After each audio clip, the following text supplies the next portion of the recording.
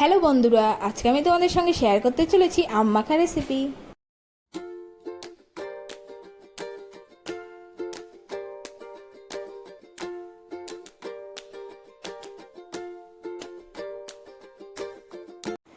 আম মাখা বানানোর জন্য লাগবে চিনি, বিট লবণ, কাঁচা লঙ্কা আর লঙ্কার গুঁড়ো।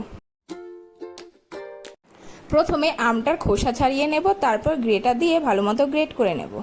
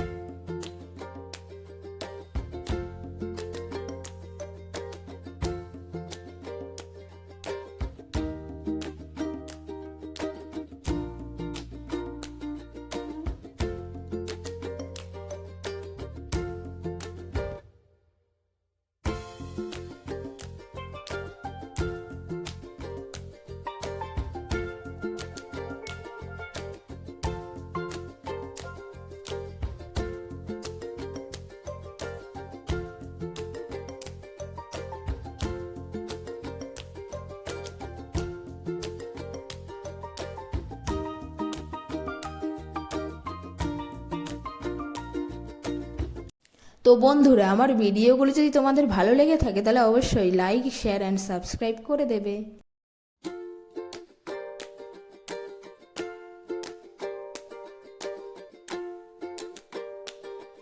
তারপর দেব কেটে রাখা লঙ্কা আর পরিমাণ মতো চিনি। এরপর দেব বিট লবণ আর লঙ্কার গুঁড়ো।